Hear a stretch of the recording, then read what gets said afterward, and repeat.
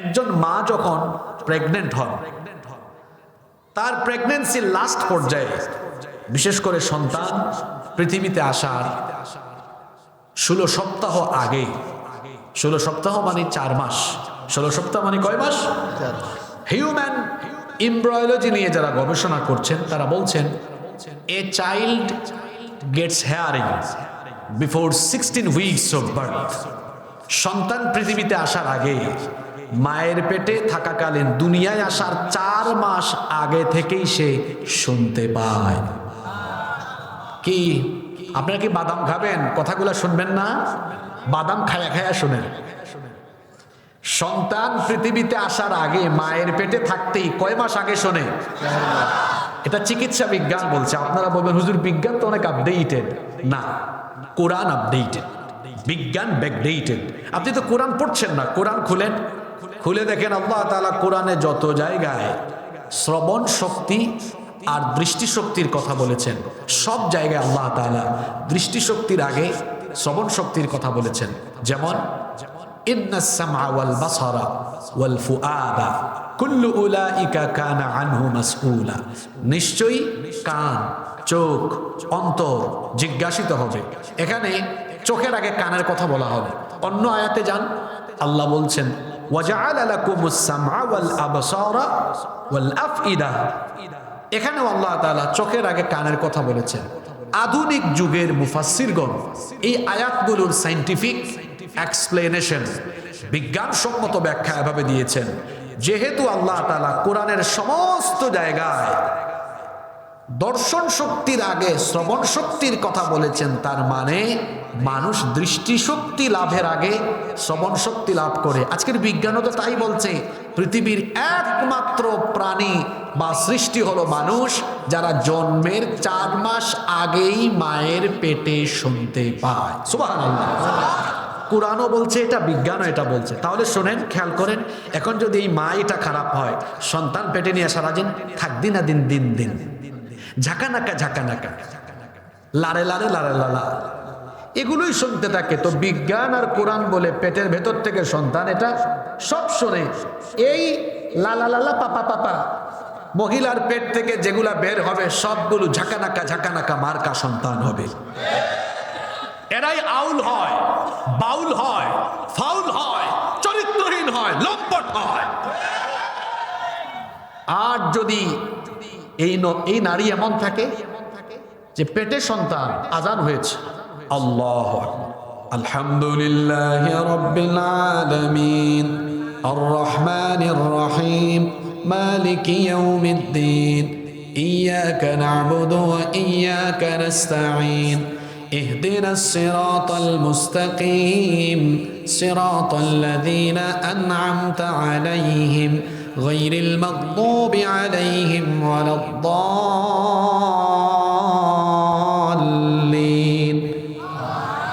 সন্তান পেটের ভেতর থেকে এটা শুনছে। এই মহিলা প্রতিদিন ফজরের পরে কোরআন তিলাওয়াত করে, তাসবিহ তাহলিল করে। সন্তান পেটের ভেতর থেকে এগুলা শুনে। এই মহিলার পেট থেকে এই সন্তানগুলো বের হয়, এরা আল্লাহওয়ালা হয়, এরা আলেম হয়, মুফাসসির হয়, মুহাদ্দিস হয়, পৃথিবী বিখ্যাত আলেম হয়, এরা আবু হানিফা হয়, এরা ইমাম আহমদ বিন হাম্বল, ইমাম শাফিঈ রাহিমাহুমুল্লাহ, এরকম জগৎ বিখ্যাত আলেমরা এমন নারীর পেট থেকে বের হয়। তাহলে বলেন তো, আদর্শ সন্তানের জন্য আগে আদর্শ কি দরকার? এত আস্তে বললেন কেন? আদর্শ কি দরকার? মা দরকার। কারণ মা হলো সন্তানের শ্রেষ্ঠ বিশ্ববিদ্যালয়। এজন্য এখানে যত আব্বা জানরা আছেন, মহিলা প্যান্ডেলে যত আম্মা জানরা আছেন, ছেলে মেয়ে বিয়ে দেওয়ার সময় আগে দিনদারিতা দেখবেন। আপনাদের খাসলত কেমন জানেন? যখন মেয়ের প্রস্তাব এসেছে, জিজ্ঞেস করে, বাবা কত বিঘা জমি আছে গো? বাড়ির অবস্থা কেমন? কত টাকা ইনকাম করেন? কি যুবকেরা আছে না ঘুমায় গেছে?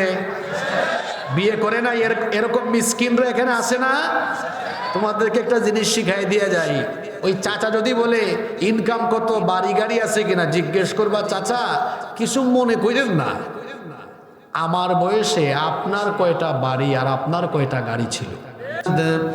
কামা বারাকতা আলা ইব্রাহিম ওয়া আলা আলি ইব্রাহিম إبراهيم إنك حميد مجيد ربي زدني علما ربي زدني علما رب اشرح لي صدري ويسر لي أمري واحلل عقدة من لساني يفقه قولي سبحانك لا علم لنا إلا ما علمتنا إنك أنت العليم الحكيم صدق الله العظيم নবীরে যখন দুশ্মনের ডরে সিন্ধুকে ভরিয়া দিলে ভাষায় সাগরে শিশু মুসা নবীরে যখন দুশ্মনের ডরে সিন্ধুকে ভরিয়া দিলে ভাষায় সাগরে প্রাণে ছিল জাগার ভয় সেথায় পেল সে আশ্রয় প্রাণে ছিল জাগার ভয় সেথায় পেল সে আশ্রয় সেই দুশ্মনেরই ঘরে তাহার বাঁচাইল প্রাণ আল্লাহু আল্লাহ। বাংলাদেশের ঐতিহ্যবাহী চাঁপাইনবাবগঞ্জ জেলার সদর উপজেলায় অবস্থিত পলসা ইসলামী ঐক্য পরিষদ তাফসীর কমিটির উদ্যোগে প্রবাসীদের কল্যাণে ও মৃত ব্যক্তিদের আত্মার মাগফিরাত কামনায় আয়োজিত 2 দিন ব্যাপী তাফসীরুল কোরআন মাহফিলের আজকের সমাপনী অধিবেশনের মুহতারাম শ্রদ্ধাভাজন সভাপতি বিশিষ্ট আলেমে দ্বীন পলসা উত্তরপাড়া জামে মসজিদের সম্মানিত ইমাম ও খতিব মাওলানা মুহাম্মদ আসতারুল ইসলাম বিন আব্দুস সামাদ হাইয়াহুল্লাহ ওয়া আতালাল্লাহু উমরাহ ওয়া বারাকাল্লাহু ফি হায়াতিহি ওয়া জাআলাহুল্লাহু মিনাল ইবাদিল মুখলিসিন। আমরা সকলে বলি আমিন। আজকের মাহফিলের সম্মানিত প্রধান অতিথি চাঁপাইনবাবগঞ্জ জেলা ট্রাক ও মোটর শ্রমিক ইউনিয়নের সভাপতি জনাব মোহাম্মদ সাইদুর রহমান, পোস্টারে উল্লেখিত সম্মানিত বরেণ্য অতিথিবৃন্দ, আল্লাহ তাআলা সকলকে দ্বীনের জন্য কোরআনের জন্য কবুল করেন। আমরা সকলে বলি আমিন। এতক্ষণ বক্তব্য রেখেছেন মাওলানা মোহাম্মদ ইয়াসিন আলী, আরও যারা বক্তব্য রেখেছেন আল্লাহ তাআলা তাদেরকে হায়াতান তয়্যিবা সিহাতান কুল্লিয়া দান করেন এবং আমাদের প্রত্যেককে আল্লাহ তাআলা ইলমে আমলে সমৃদ্ধ করেন। আমরা সকলে বলি আমিন।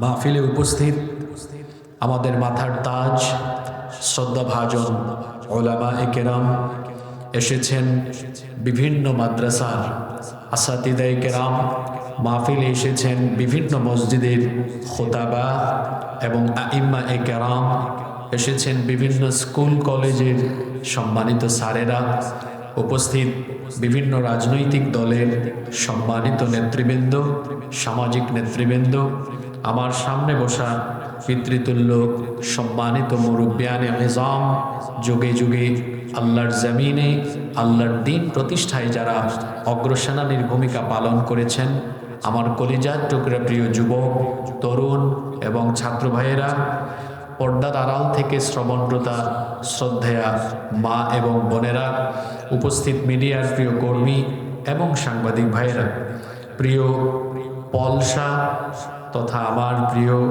সম্মানিত নবাবগঞ্জবাসী, আপনারা সবাই কেমন আছেন গো? আলহামদুলিল্লাহ, আল্লাহ আমাকেও ভালো রেখেছেন। আমাদের সবাইকে সুস্থতার সাথে বাঁচিয়ে রেখে আজকের এই সুন্দর বরকতময় নান্দনিক এবং জান্নাতি এই আয়োজনে আমাদেরকে সামিল হওয়ার তৌফিক যিনি দান করেছেন, গলার আওয়াজ বড় করে সবাই বলেন তো তিনি কে? সেই মহান রবের জন্য হৃদয়ের সবটুকু ভালোবাসা, আবেগ, অনুভূতিকে উজাড় করে দিয়ে খুশি মনে প্রাণবন্ত আওয়াজে উচ্চ কণ্ঠে কালিমাতুশ শুকর আদায় করে আমরা সকলেই পড়ছি আলহামদুলিল্লাহ।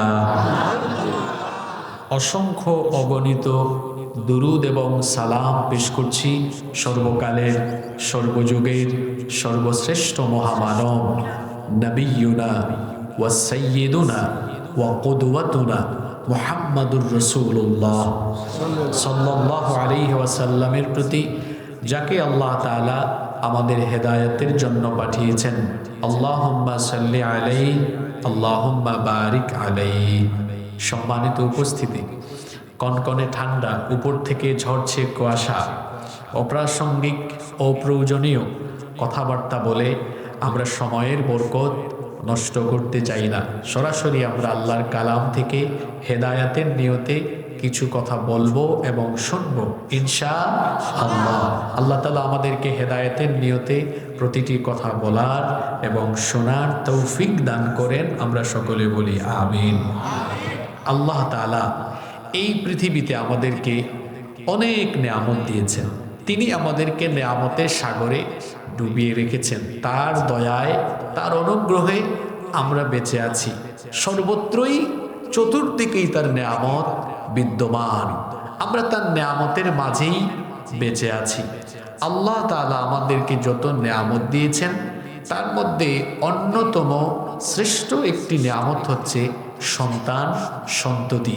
এই সন্তান সন্ততি দিয়ে আল্লাহ তাআলা আমাদের জীবনকে আকর্ষণীয় এবং ভারসাম্যপূর্ণ করে দিয়েছেন। যারা সন্তান পেয়েছেন তারা তো সৌভাগ্যবান। পৃথিবীতে এমন বহু মানুষ আছে বিবাহ শাদী করার পরেও অনেক দিন হয়েছে, বাচ্চা পায় নাই, সন্তান পায় নাই। এরকম মানুষ আছে না নাই? যারা পেয়েছেন তারা তো আল্লাহর তরফ থেকেই নেয়ামত পেয়ে গিয়েছেন। আল মালু ওয়াল বানুনা জিনাতুল হায়াতুদ দুনিয়া। দুনিয়ার মাল সম্পদ, সন্তান সন্ততি, এগুলো হলো দুনিয়ার শোভা সৌন্দর্য। সন্তান সন্ততি যারা পেয়েছেন, সন্তান জন্ম দিয়েই তাদের দায়িত্ব শেষ নয়। সন্তানের বাবা মা হওয়া যতটা গুরুত্বপূর্ণ, তার চাইতে সন্তান জন্ম দেওয়ার পরে তাদেরকে সঠিক পথে গাইডেড করা, সঠিক পথে পরিচালিত করে তাদেরকে আদর্শ মানুষ হিসেবে গড়ে তোলা, এটা আরও বেশি গুরুত্বপূর্ণ। আমরা অনেক এলাকায় সফরে গেলে আমাদেরকে গার্ডিয়ানরা, প্যারেন্টসরা, অভিভাবকরা বলেন, হুজুর আমাদের সন্তানরা কথা শোনে না, মাদকাসক্ত হয়ে গিয়েছে, এরা মোবাইল আর ইন্টারনেটের অপব্যবহার করছে, এরা কথা শোনে না, আমাদের সাথে বেয়াদবি করে, একটু পিতামাতার খেদমতের ওয়াজ করেন। আমরা বলি বাংলাদেশে পিতামাতার খেদমতের বহু ওয়াজ হয়েছে। আগে সন্তানের হক কিভাবে আদায় করতে হয়, সন্তান কিভাবে লালন পালন করতে হয়, প্যারেন্টিং কিভাবে করতে হয়, এটা আগে মানুষের জানা দরকার। কারণ একটা গাছ রোপণ করার পরে, একটা গাছ লাগানোর পরে কেউ যদি সেটার পরিচর্যা না করে, সেই গাছ কি বেড়ে উঠবে?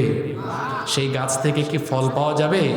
না, বরং সেই গাছ লাগানোর পরে গাছের গোড়ায় পানি ঢালতে হয়, ক্ষেত্র বিশেষে সেখানে সার বিষ দিতে হয়, এটার দেখাশোনা করতে হয়, পরিচর্যা করতে হয়। যখন গাছ লাগানোর পরে এটার পরিচর্যা হয়, দেখাশোনা হয়, সেই গাছ থেকে তখন ফল পাওয়া যায়। যেমনিভাবে একটা গাছ লাগানোর পরে এটার পরিচর্যা করতে হয়, এটা দেখাশোনা করতে হয়, ঠিক তেমনিভাবে সন্তান জন্ম দেওয়ার পরে তাকে আদর্শ মানুষ হিসেবে গড়ে তোলার জন্য প্রত্যেক পিতামাতা পরিশ্রম করতে হবে, মেহনত করতে হবে। তাদেরকে আদর্শ মানুষ হিসেবে গড়ে তোলার জন্য তাদের যত প্রয়োজন, সব প্রয়োজন পূরণ করতে হবে। তাদের যত হক আছে সেই হকগুলো আদায় করতে হবে। সম্মানিত উপস্থিতি, আজকে দুর্ভাগ্যের ব্যাপার হলো অধিকাংশ পিতামাতা তাদের সন্তানদের হক যথাযথভাবে পালন করেন না। এই জন্য দেখা যায় এই সন্তানগুলো বড় হয়ে তারা আদর্শ মানুষ হয় না, বেয়াদব হয়, আদব নাই, আখলাক নাই, চরিত্র নাই, এরাই তাদের মা বাবাকে ঘর বাড়ি থেকে বের করে বৃদ্ধাশ্রমে পাঠায়। এরা দেখা যায় বড় হওয়ার পরে তারপরে মা বাবাকে ধমকায়, চোখ মোটা করে কথা বলে, গলার সাউন্ড বড় করে মা বাবাকে ধমকায়। এরা চোর হয়, ডাকাত হয়, ইয়াবাখোর, সুদখোর, ঘুষখোর, চরিত্রহীন, লম্পট হয়। এই ছেলে মেয়েটা বিপথে যাওয়ার পেছনে অধিকাংশ ক্ষেত্রেই তার পিতামাতা দায়ী। কারণ তার পিতামাতা যেভাবে তাকে গড়ে তোলা দরকার ছিল, তার পিতামাতা তাকে ওইভাবে গড়ে তুলতে পারে না। এজন্য প্যারেন্টিং সিস্টেম, প্যারেন্টিং মেথোডোলজি, সন্তান প্রতিপালন, লালন পালনের পদ্ধতিগুলো আমাদেরকে জানতে হবে। যদি আমরা ইসলামের দেওয়া ইনস্ট্রাকশন, কোরআন হাদিসের দেওয়া নীতিমালার ভিত্তিতে আমাদের সন্তানদেরকে গাইড করতে পারি, তাহলে দেখা যাবে এরা আল্লাহওয়ালা, চরিত্রবান, মুত্তাকি, পরহেজগার, চক্ষু শীতলকারী সন্তান হিসেবে পরিগণিত হয়ে যাবে। সুবহানাল্লাহ। এখানে আপনারা যারা আছেন, আপনারা কি চান না আপনাদের সন্তানরা পরহেজগার হোক? আপনারা চান কি চান না? যেভাবে আওয়াজ দিলেন মনে হইল সবাই চান না। সবাই চান কি চান না? অবিবাহিতরা ভাবতেছে হুজুর বউই নাই, সন্তান কিভাবে লালন পালন করবো? আরে আপনারা তো আজকে আরো বেশি সৌভাগ্যবান, কারণ যারা সন্তান ইতিমধ্যে পেয়েছে তারা আজকের দেওয়া এই প্রেসক্রিপশনগুলো অ্যাপ্লাই করার সুযোগ হয়তো অনেকে পেছন থেকে পায় নাই, অর্থাৎ সন্তানদের বয়স হয়েছে, কিন্তু আপনি বিয়ে শাদীর আগে জানলেই দেখা যাবে আপনার আগামী দিনের দাম্পত্য জীবন, পরিবার আরো বেশি সমৃদ্ধ এবং সুন্দর হবে ইনশাআল্লাহ। এজন্য আজকের আলোচনাটি, আমি জানি না আজকে মহিলা প্যান্ডেল এখানে আছে কিনা, আছে না? আলহামদুলিল্লাহ। তাহলে আজকের আলোচনাটি মা বোনেরা, বৃদ্ধ, বয়স্ক, তরুণ, যুবক সকলের জন্য একটা উপযোগী, ইফেক্টিভ একটা আলোচনা হবে ইনশাআল্লাহ। যদিও আমি দেখতে পাচ্ছি কুয়াশা পড়ছে, আপনাদের কষ্ট হচ্ছে আমি জানি, কিন্তু এই চাপাইয়ের মানুষ এরা তো কোরআন হাদিসের জন্য দেওয়া না, পাগল পাড়া।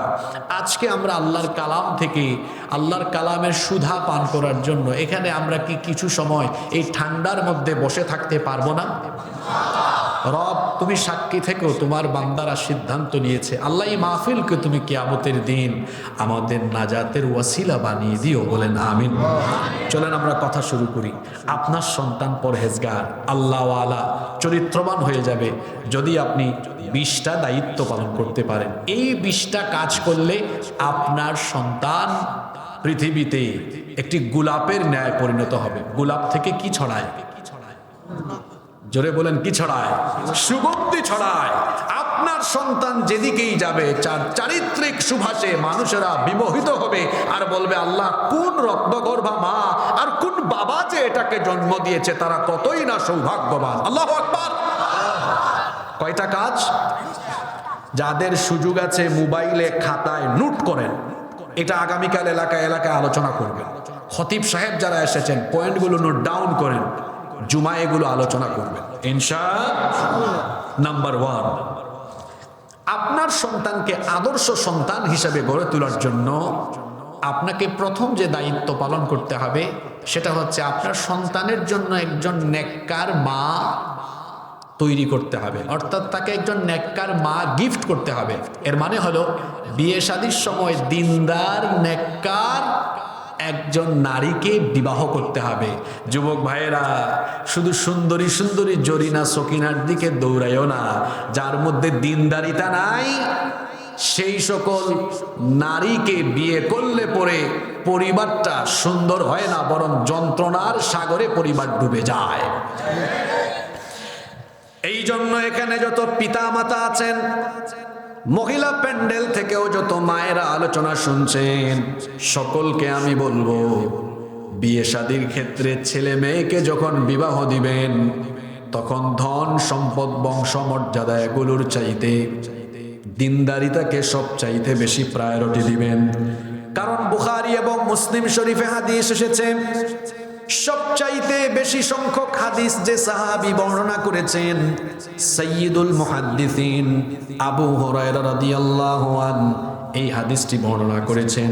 তিনি বলেছেন, আল্লাহর নবী বলেছেন, তুনকাহুল মারআতু লিআরবা, চারটি বিষয়ের প্রতি লক্ষ্য রেখে নারীদেরকে বিবাহ করা হয়।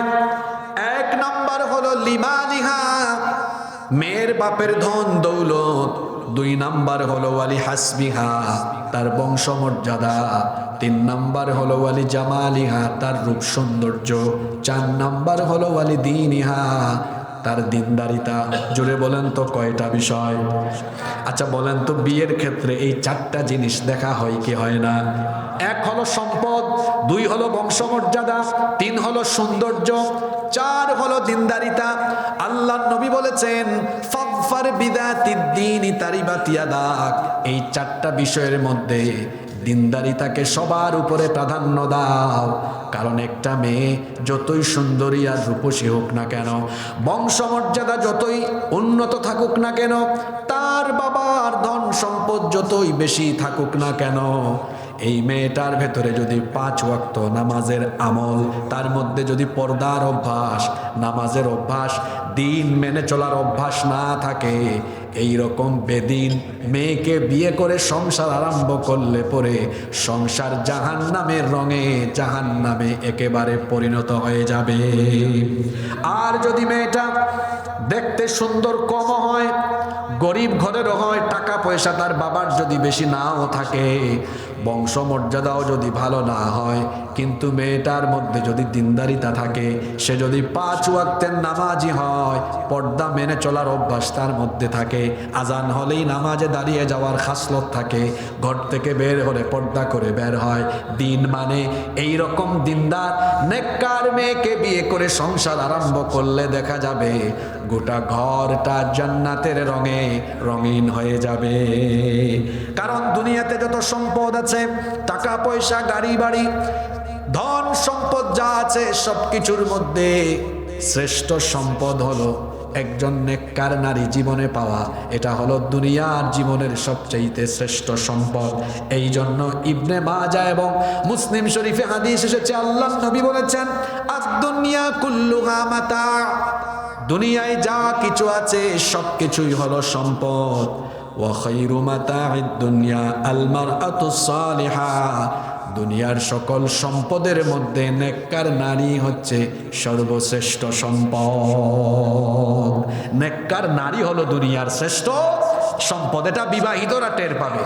আপনার বাড়ি আছে, গাড়ি আছে, বিঘা বিঘা জায়গা আছে, বিশাল আমবাগান আছে, অনেক সম্পদ আছে, কিন্তু ঘরের ভেতরের বউ এটা ইন্ডিয়ান সিরিয়াল ছাড়া কিচ্ছু বুঝে না, 1 ওয়াক্ত নামাজও পড়ে না, ঘর থেকে বের হওয়ার সময় কোরআন লিপস্টিক ঠোঁটে দিয়ে বের হয়, পরপুরুষের সাথে কথা বলে, দিন একটুও মেনে চলে না, গাড়ি বাড়ি, বিঘা বিঘা জায়গা জমি, আম বাগান সব থাকলেও বউ যদি দিন মেনে না চলে, এই স্বামী জীবনেও 1 ফুটা শান্তি পাবে না।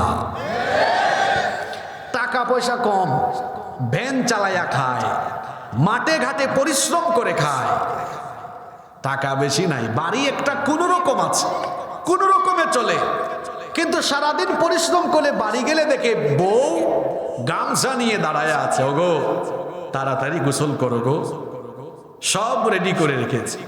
ওদিকে গোসল করে বের হয়ে দেখে টাটকা খাবারও রেডি, খাবারগুলো বেড়ে দিচ্ছে, আবার মাঝে মাঝে আদর করে মুখে তুলেও খাওয়ায় দেয়। ফজরের নামাজের সময় এসে ফিস ফিস করে ডাকে, ওগো শুনছো, খুব ঠান্ডা, আমি গরম পানি করেছি, ওঠো আমি পানি ঢেলে দেই, তুমি অজু করো। দুজনেই নামাজি, জোহরে আসরে মাগরিবে এশায় নামাজ মিস হয় না, কোরআন পড়ে তাসবিহ তাহলিল করে আল্লাহর দিন মানে। স্বামী স্ত্রী বাড়ি থেকে বের হয়ে নবাবগঞ্জে যায়, স্বামী তার স্ত্রীকে পর্দা করায় নিয়ে যায়। এই রকম নেককার দিনদার নারী যার ঘরে আছে, দুনিয়ার সুখ সমৃদ্ধি তার ঘরের ভেতরে আছে। টাকা পয়সা দিয়ে সুখ পাওয়া যায় না। দুনিয়াতে এমন বহু পয়সাওয়ালা আছে রাতে ঘুমাইতে পারে না, দুনিয়াতে এমন বহু পয়সাওয়ালা আছে রোগের অভাব নাই, মুখে রুচি নাই, খাইতে পারে না, আছে না নাই? সুখ শান্তি কার দেওয়া? বিশ্বাস করেন, ঘরের ভেতরে নারী যদি ভালো না হয়, নিজের বউ যদি ভালো না হয়, দুনিয়ার সবকিছু আপনার কাছে তিতা তিতা লাগবে, মেজাজ কর্কশ থাকবে, মাথা গরম থাকবে, কারণ ঘরের জিনিসটাই তো ভালো না। এই জন্য আল্লাহর নবী দুনিয়ার সুখী ব্যক্তির পরিচয় দিয়েছেন। আল্লাহর নবী বলেছেন আরবাউম মিনাস সাআদা, আল্লাহর নবী বলেছেন আরবাউম মিনাস সাআদা, চারটি জিনিস হলো সৌভাগ্যের লক্ষণ। যে ব্যক্তি দুনিয়াতে চারটা জিনিস পেয়েছে সেই ব্যক্তি দুনিয়াতে সুখী হয়ে গিয়েছে। সুবহানাল্লাহ, জোরে বলেন তো কয়টা জিনিস? কোন চারটা জিনিস আল্লাহর নবী বলেছেন? এক নাম্বার হলো আয-যাওজাতুস সালিহা, আই আল মারআতুস সালিহা, নেককার স্ত্রী। দুই নাম্বার হলো আল মাসকানুল ওয়াসিআ, প্রশস্ত বাড়ি। তিন নাম্বার হলো আল মারকাবুল হানি, চলার জন্য একটা বাহন। চার নাম্বার হলো আল জারুস সালেহ, উত্তম প্রতিবেশী। এই চারটা জিনিস যে পেয়েছে সেই ব্যক্তি দুনিয়ার সুখ পেয়েছে। তার মধ্যে প্রথমটাই হলো নেককার স্ত্রী পাওয়া। অন্য হাদিসে এসেছে আল্লাহর নবী বলেছেন মান রাযাকাহুল্লাহু ইমরাআতান সালিহাতান ফাকাদ আ'ানাহু আলা শাত্রি দীনি, আল্লাহ তাআলা যেই ব্যক্তিকে নেককার একজন জীবন সঙ্গী দিয়ে দিয়েছেন, আল্লাহ যেন ওই লোকটাকে ইসলামের অর্ধেক নেয়ামত দিয়ে দিয়েছেন। তো অর্ধেক যদি পেয়ে যায়, বাকি অর্ধেক আছে না, এটা কোথায় পাবে? আল্লাহর নবী বলেছেন ফালইয়াত্তাকিল্লাহা ফিন্নিসফিল বাকি, বাকি অর্ধেকও পেয়ে যাবে যদি সারা জীবন আল্লাহকে ভয় করে চলে, তাহলে 100 ভাগ ইসলামের নেয়ামত আল্লাহ ওই ব্যক্তিকে দিয়ে দিবেন। সুবহানাল্লাহ কি বাড়ি গিয়ে বলবেন নাকি গো? কেন প্রথম পয়েন্টে একজন নেককার স্ত্রীর কথা বললাম? আপনাদের কষ্ট হচ্ছে নাকি? কেন বলেছি, রিজনটা কি? কারণ হলো আপনার স্ত্রী সেটা শুধু স্ত্রী নয়, এটা সন্তান উৎপাদনের কারখানা। এই পেট থেকেই সন্তান আসবে। নারীদের পেট তো শুধু পেট নয়, এটা সন্তান উৎপাদনের কারখানা। তাদের পেটেই জন্ম নিয়েছেন পয়গম্বর নবী রাসূল আলাইহিমুস সালাম, তাদের গর্ভে এসেছেন পৃথিবীর শ্রেষ্ঠ শ্রেষ্ঠ সন্তানেরা। ঠিক না বেঠিক? এজন্য আপনার স্ত্রী ভালো হওয়া এটা অত্যন্ত জরুরি। কেন? কারণ আজকের বিজ্ঞানও বলছে একজন মা যখন প্রেগনেন্ট হন, তার প্রেগন্যান্সির লাস্ট পর্যায়ে, বিশেষ করে সন্তান পৃথিবীতে আসার 16 সপ্তাহ আগে, 16 সপ্তাহ মানে 4 মাস, 16 সপ্তাহ মানে কয় মাস? হিউম্যান এমব্রায়োলজি নিয়ে যারা গবেষণা করছেন তারা বলছেন a child gets hearing before 16 weeks of birth. সন্তান পৃথিবীতে আসার আগে, মায়ের পেটে থাকাকালীন দুনিয়ায় আসার 4 মাস আগে থেকেই সে শুনতে পায়। কি আপনারা কি বাদাম খাবেন? কথাগুলো শুনবেন না? বাদাম খায়া খায়া শুনেন। সন্তান পৃথিবীতে আসার আগে, মায়ের পেটে থাকতেই কয় মাস আগে শোনে? এটা চিকিৎসা বিজ্ঞান বলছে। আপনারা বলবেন হুজুর বিজ্ঞান তো অনেক আপডেটেড। না, কোরআন আপডেটেড, বিজ্ঞান ব্যাকডেটেড। আপনি তো কোরআন পড়ছেন না। কোরআন খুলেন, খুলে দেখেন আল্লাহ তাআলা কোরআনে যত জায়গায় শ্রবণ শক্তি আর দৃষ্টিশক্তির কথা বলেছেন, সব জায়গায় আল্লাহ তাআলা দৃষ্টিশক্তির আগে শ্রবণ শক্তির কথা বলেছেন। যেমন ইন্নাস সামআ ওয়াল বাসারা ওয়াল ফুআদা কুল্লু উলাইকা কানা আনহু মাসউলা, নিশ্চয়ই কান, চোখ, অন্তর জিজ্ঞাসিত হবে। এখানে চোখের আগে কানের কথা বলা হবে। অন্য আয়াতে যান, আল্লাহ বলছেন ওয়াজআলা লাকুমুস সামআ ওয়াল আবসারা ওয়াল আফইদা, এখানেও আল্লাহ তাআলা চোখের আগে কানের কথা বলেছেন।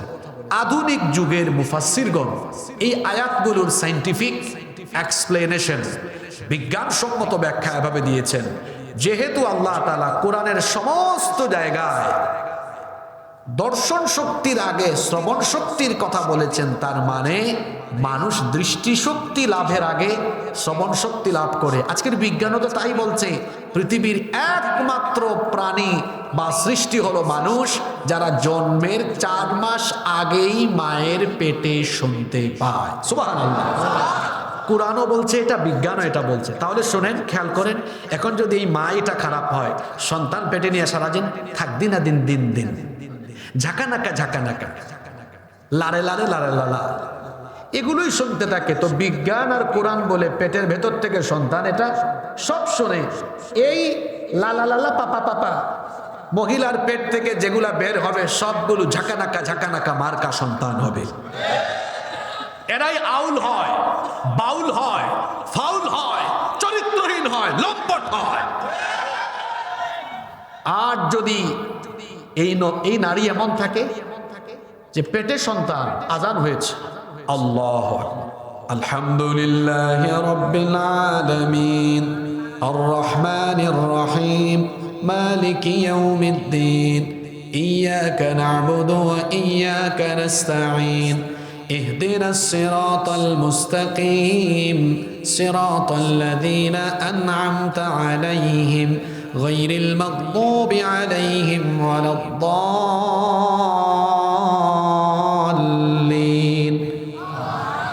সন্তান পেটের ভেতর থেকে এটা শুনছে। এই মহিলা প্রতিদিন ফজরের পরে কোরআন তেলাওয়াত করে, তাসবিহ তাহলিল করে, সন্তান পেটের ভেতর থেকে এগুলা শুনে।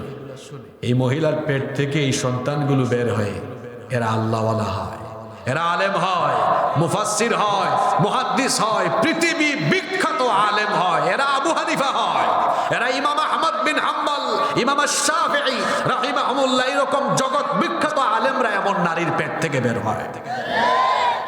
তাহলে বলেন তো, আদর্শ সন্তানের জন্য আগে আদর্শ কি দরকার? এত আস্তে বললেন কেন? আদর্শ কি দরকার?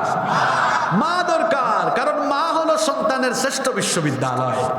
এজন্য এখানে যত আব্বাজানরা আছেন, মহিলা প্যান্ডেলে যত আম্মাজানরা আছেন, ছেলে মেয়ে বিয়ে দেওয়ার সময় আগে দিনদারিতা দেখবেন। আপনাদের খাসলত কেমন জানেন?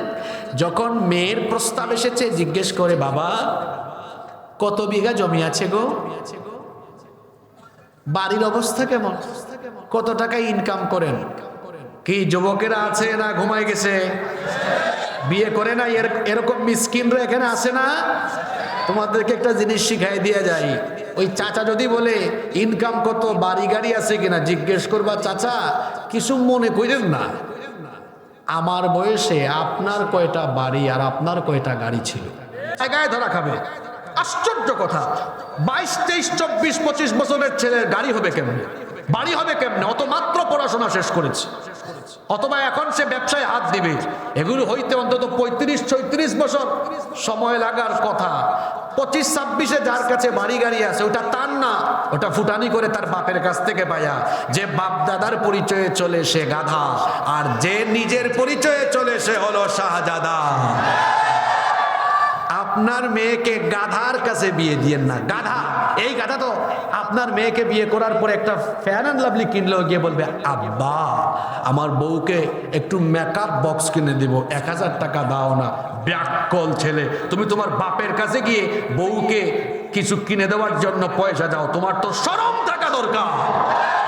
তুমি তো বিবাহের অযোগ্য অপদার্থ ছেলে, তোমাকে বিয়ে করতে বলছে কে? তোমার বিবাহের যোগ্যতাই এখনো হয়নি। তোমার তো সামর্থ্য থাকা লাগবে।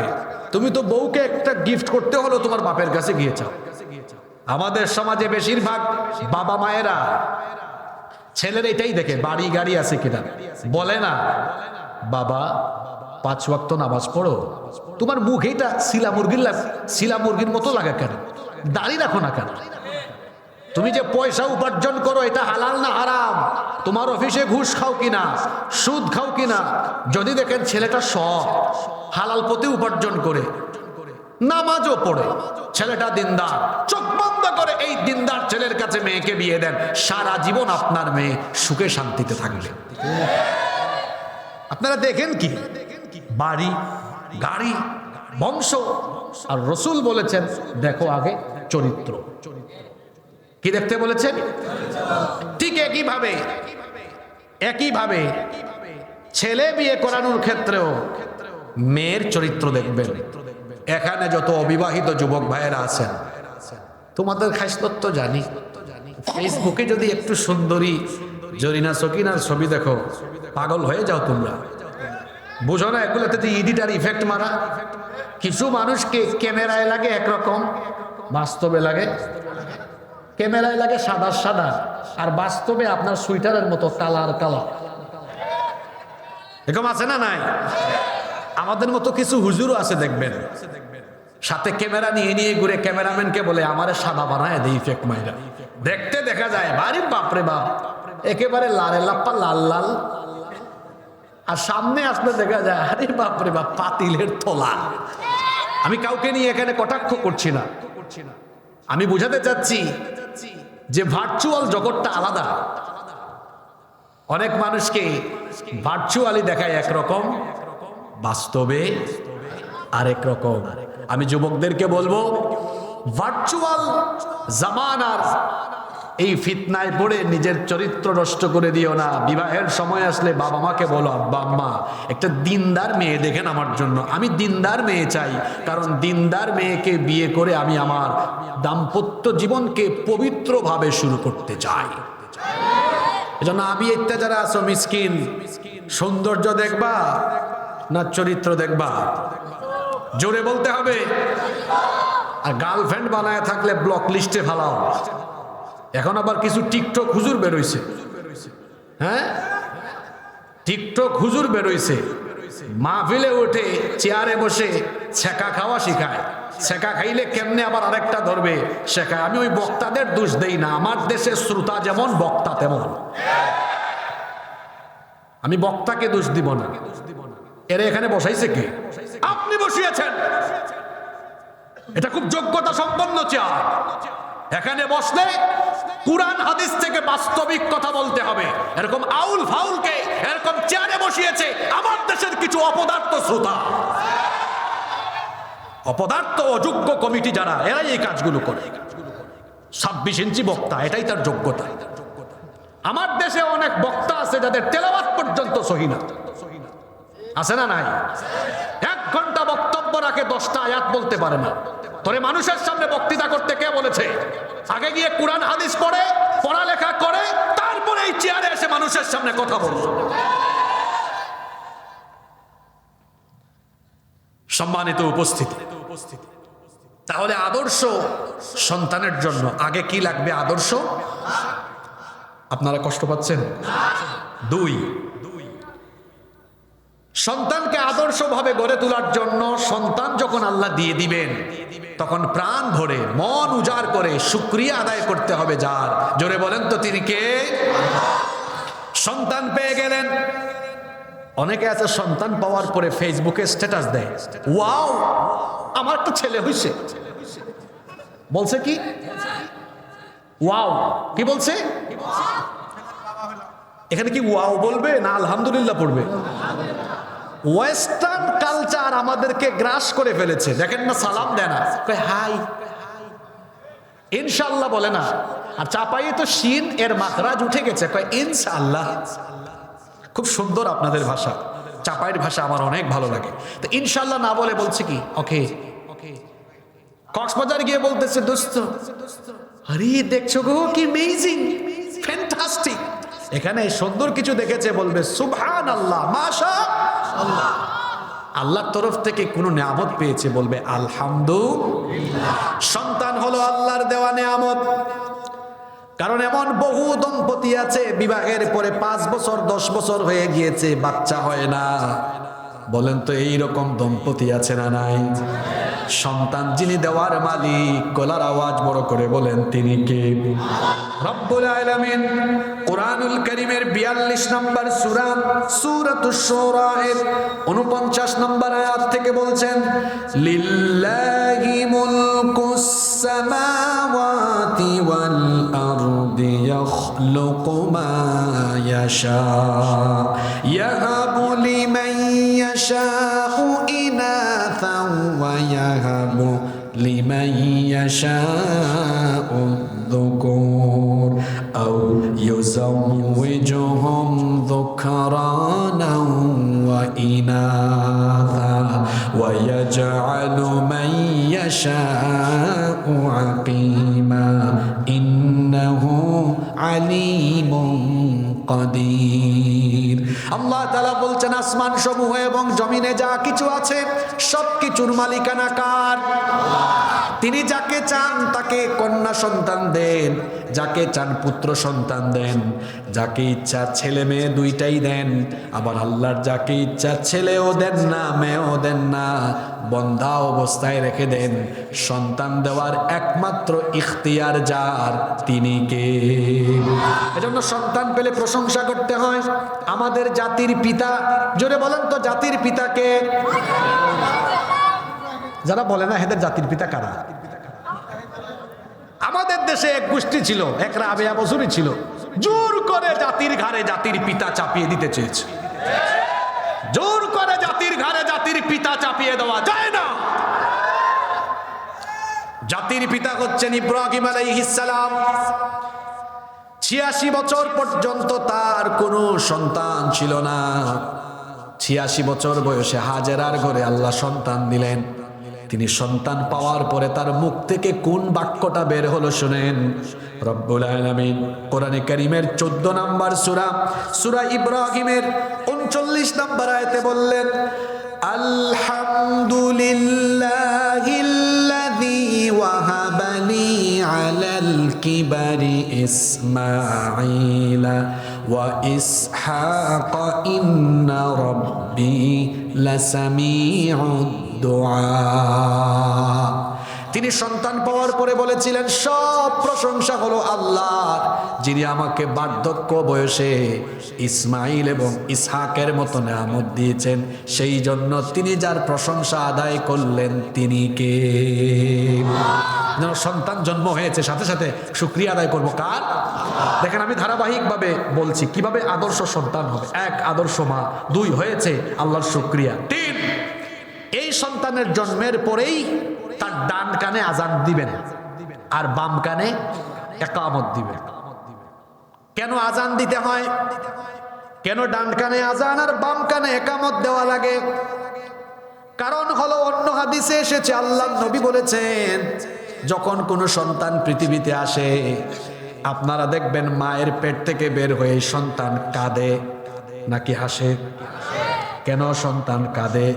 আল্লাহর নবী বলেছেন সন্তান মায়ের পেট থেকে বের হয়ে দুনিয়াতে আসা মাত্রই শয়তান গিয়ে তারে গুতাগুতি করে, শয়তানের গুতাগুতিতে সে কান্না করে। এজন্য নবীজি প্রেসক্রিপশন দিয়েছেন জন্ম নেওয়ার পরেই তার ডান কানে আজান দাও, বাম কানে ইকামত দাও। কারণ আজান আর ইকামতের শব্দ শুনলে পরে শয়তান তখন পালিয়ে যায়। আল্লাহু আকবার। আজান আর ইকামত দেওয়ার আরেকটা কারণ হলো যাতে সন্তান জন্মের পরেই তার কানের ভেতরে আল্লাহর শ্রেষ্ঠত্বের বাণী পৌঁছে যায়।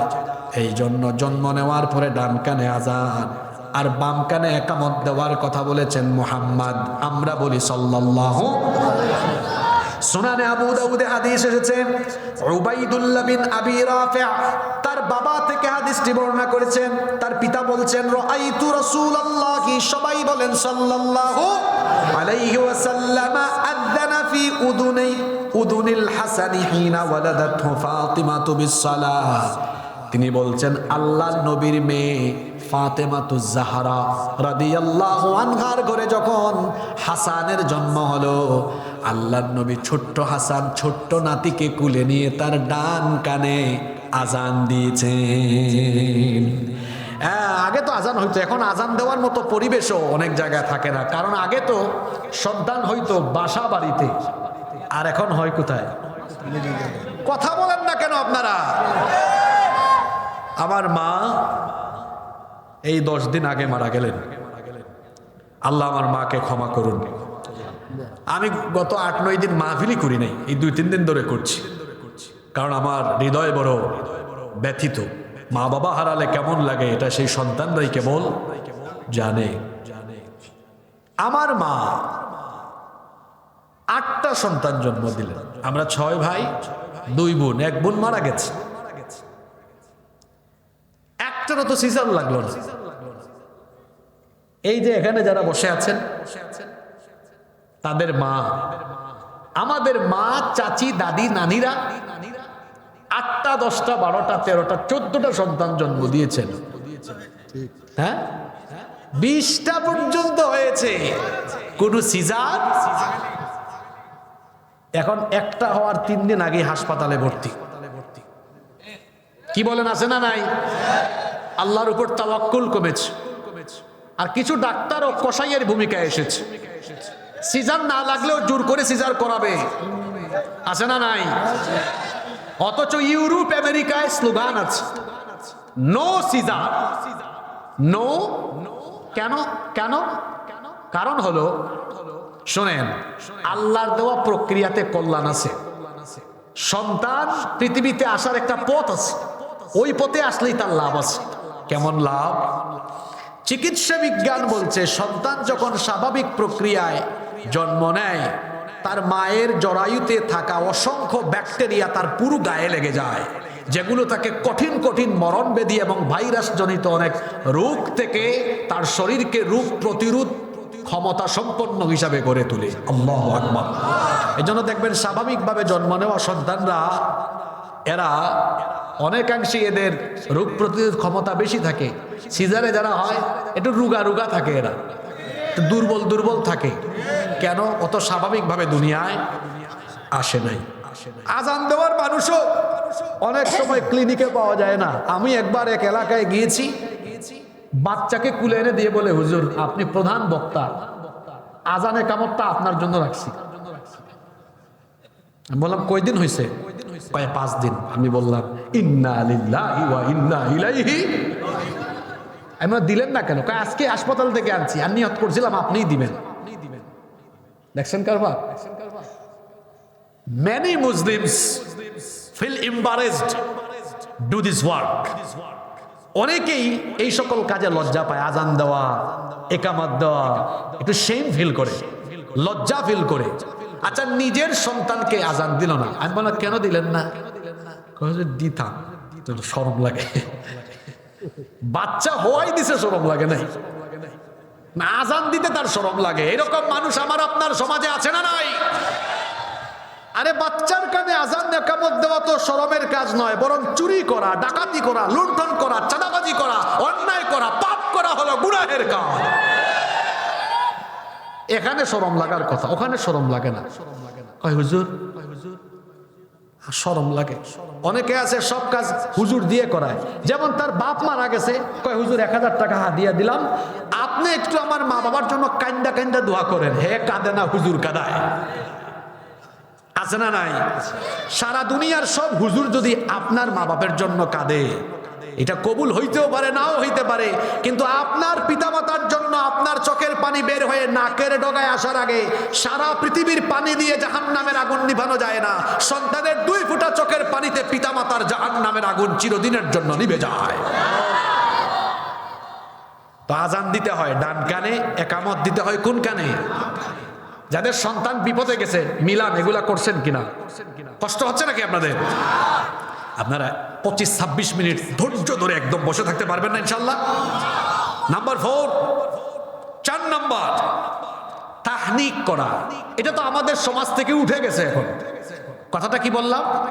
তাহনিক মানে কি? খেজুর বা মধু বা মিষ্টি জাতীয় কোনো জিনিস সন্তানের ঠোঁটের মধ্যে লাগিয়ে দেওয়া। আবু মুসা আল আশআরী রাদিয়াল্লাহু আনহু তিনি বলছেন, আমার ঘরে একটা সন্তান জন্ম হলো, ছেলে জন্ম নিল। ছেলেটাকে কুলে নিয়ে আমি নবীজির দরবারে গেলাম। আল্লাহ নবীজি আমার ছেলেটাকে কুলে নিলেন, তারপরে তার সুন্দর একটা নাম রেখে দিলেন। এরপরে আল্লাহ নবী একটা খেজুর চিবিয়ে হালকা কিছু রস আমার সন্তানের ঠোঁটের মধ্যে লাগিয়ে দিয়ে তার বরকতের জন্য দোয়া করে দিলেন। এটাকে বলে তাহনিক। এটাকে কি বলে? নাম্বার 5 নাম্বার, আদর্শ সন্তান গড়ে তোলার জন্য পিতামাতা 5 নাম্বার যে দায়িত্ব পালন করবেন, এটা বিশেষ করে মায়ের দায়িত্ব। সন্তানকে বুকের দুধ সঠিকভাবে পান করানো।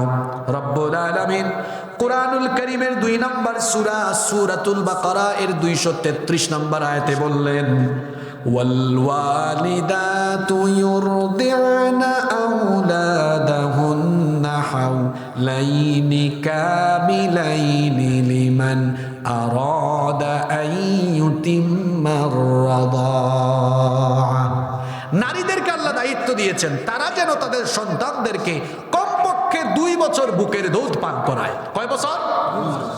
বিবাহিতরা শুনেন, মহিলা প্যান্ডেলের মা বোনরা শুনেন, আপনারা অনেকে নিজের ফিটনেসের জন্য সন্তানের এই হক থেকে তাকে বঞ্চিত করেন। এরকম অতি আধুনিক মহিলা আমাদের সমাজে আছে না নাই? বিশেষ করে অনেকে সন্তান জন্ম নেওয়ার পর বুকের শাল দুধটা ফেলে দেয়, অথচ এই শাল দুধটা বাচ্চার জন্য এত দরকারি। চিকিৎসক এবং চিকিৎসা বিজ্ঞানীগণ বলেছেন এই শাল দুধ যে বাচ্চাকে পান করানো হয় ওই বাচ্চা কলেরা, ডায়রিয়া, মেনিনজাইটিস, শ্বাসতন্ত্রের প্রবাহ, কান পাকা এরকমের বেশ কয়েকটা মারাত্মক ব্যাধি থেকে আল্লাহ তাকে এই শাল দুধ দিয়ে 100 ভাগ সুরক্ষিত করে দেন। এটা ফেলে দেয়। আবার অনেকে এখন বুকের দুধ পান করায় না, বাজারের দুধ খাওয়ায়, অথচ সন্তানের জন্য মায়ের দুধের কোনো বিকল্প। আর যারা আল্লাহর হুকুম মানে না এদের উপর আল্লাহর গজব পড়ে। আজকে পৃথিবীতে দেখা যাচ্ছে ব্রেস্ট ক্যান্সারের পরিমাণ বেড়ে গিয়েছে, মহিলাদের ব্রেস্ট ক্যান্সার বেড়ে যাচ্ছে। WHO, ওয়ার্ল্ড হেলথ অর্গানাইজেশন, বিশ্ব স্বাস্থ্য সংস্থা বলছে পৃথিবীতে প্রতি বছর 10 লক্ষ নারী এই ব্রেস্ট ক্যান্সারে আক্রান্ত হয়। কত লক্ষ? তারা এটা নিয়ে গবেষণা করেছেন। গবেষণা করে তারা বলেছেন সেই সব নারীরাই ব্রেস্ট ক্যান্সারে সবচেয়ে বেশি আক্রান্ত হন যারা তাদের সন্তানদেরকে বুকের দুধ পান করান না। ঠাড়া পড়ছে, সন্তানের হক নষ্ট করেছে, আল্লাহর গজব পড়েছে। সুতরাং আমি এই এলাকার প্রত্যেককে বলতে চাই এটা কখনো করবেন না। সন্তান যত বেশি মায়ের বুকের দুধ পান করবে এই সন্তান তত বেশি মেধাবী হবে, তার শারীরিক মানসিক বিকাশ সাধিত হবে। আল্লাহ এই কথাগুলো বোঝার তৌফিক দান করেন। নাম্বার 6 নাম্বার, সন্তানের সুন্দর একটা নাম রাখতে হবে। আমাদের দেশের নামের কারবার দেখছেন, ওই দিন মাহফিলে গিয়ে দেখি সভাপতির নাম আপেল। আপনারা হাসতেছেন, ওই মিডিয়ার ভাইরা বলতে পারবে এরাও আমাদের মতো বহুত জায়গায় মাহফিলে যায়, এরকম আছেন না? কয়েকদিন আগে এই সিরাজগঞ্জে মাহফিল করেছি, সভাপতির নাম ছিল চিনি। তারপর আরেক জায়গায় সভাপতির নাম পাইছি বুলেট। আমি যেগুলা বলতেছি এগুলো আছে না নাই? আরে বুলেট নাম রাখছে, কখন যে রকেট রাখবে আল্লাহ জানে। আরো আশ্চর্যজনক নাম আছে তো বাংলাদেশে, বলবো? ছেলের নাম রাখছে আকাশ। এখানে আবার আকাশ থাকলে সেজন্য রাগ না করে। সাগর, ছেলের নাম কি? ছেলের নাম সাগর, মেয়ের নাম নদী। ছেলে এটা বড় হয়ে হাতের মধ্যে লিখছে সাগরের বুকে নদী। দেখছেন কারবার? ঠিকও কয়, তার মানে তার সাথে কমন পড়ছে হয়তো এটা। কি আশ্চর্য নাম! ছেলের নাম আগুন নয়তো ফাগুন। এই যে আগুন, ফাগুন, বুলেট, রকেট, সাগর, চিনি, বিস্কুট, এইসব নাম আছে না নাই? আর মেয়েদের নাম চুমকি, ঝুমকি, জোনাকি, পিঙ্কি, আছে না নাই? অনেক এলাকায় মেয়েদের নাম আছে বৃষ্টি। এই এলাকায় আছে নাকি? কিরে, এত মেয়েদের নামের লিস্ট এদের কাছে থাকে কেমনে? বৃষ্টি। আমি বললাম ভাই আপনার মেয়ের নাম বৃষ্টি রাখছেন কেন? কয় হুজুর আমি যে পাবলিক, আমি তো অবস্থা বুঝে ব্যবস্থা নেই। মানে কয় বৃষ্টির সময় হয়েছে, নামও রেখে দিছি বৃষ্টি। আরেকজন তার ছেলের নাম রেখেছে তুফান। বললাম ছেলের নাম তুফান কেন? কয় তুফানের টাইমে হয়েছে। আমি বললাম আপনি যে পাবলিক, অবস্থা বুঝে ব্যবস্থা নেন, তুফানের টাইমে হয়েছে তুফান, বৃষ্টির টাইমে হয়েছে বৃষ্টি। এখন যদি বিদ্যুৎ চমকানোর সময় আরেকটা হয়, নাম কি রাখবেন? নোয়াখালী ভাষায় ঠাডা পড়ছে। বিদ্যুৎ নাম আছে তো, বিদ্যুৎ নাম আসলেই আছে। আপনারা বলেন তো এগুলো কি মুসলমানের সন্তানদের ছেলে মেয়েদের নাম হতে পারে? জোরে বলেন, হতে পারে? নামের সাথে মানুষের কাজের মিল থাকে তো। আল্লাহ নবী বলেছেন তাসুম্মু বিআসমাইল আম্বিয়া, নবীদের নামের সাথে মিলিয়ে নাম রাখো। অন্য হাদিসে এসেছে ইন্না আহাব্বা আসমাইকুম ইলাল্লাহি আব্দুল্লাহ ওয়া আব্দুর রহমান। আল্লাহর কাছে আব্দুল্লাহ আর আব্দুর রহমান এই দুইটা নাম হলো বড় প্রিয়। সুবহানাল্লাহ পড়েন। সন্তানদের সুন্দর সুন্দর নাম কেন রাখতে হবে? কারণ আল্লাহর নবী বলেছেন ইন্নাকুম তুদআউনা ইয়াউমাল কিয়ামাতি বিআসমাইকুম ওয়া আসমাই আবাইকুম। কিয়ামতের দিন তোমাদেরকে তোমাদের নাম ধরে আর তোমাদের বাবার নাম ধরে ধরে ডাকা হবে। ফাআহসিনু আসমাইকুম, সুতরাং সুন্দর সুন্দর নাম রাখো। যদি নামটা অসুন্দর, একটু আগে আপেল চিনি বিস্কুট বলায় আপনারা হাসছেন, কিয়ামতের দিন আল্লাহ ডাকবেন, আপেল আমার বান্দা, আপেল কোথায়, বিস্কুট কোথায়? এভাবে করে হাসরের মাঠেও মানুষ হাসবে। সন্তানের নামে মন রাখিয়েন না যে শুনলে দুনিয়ায়ও মানুষ হাসবে, আখিরাতেও মানুষ হাসবে। এই রকম সন্তানদের নাম রাখবেন না। ছেলের নাম রাখে বল্টু, মন্টু, এগুলো রাখিয়েন না।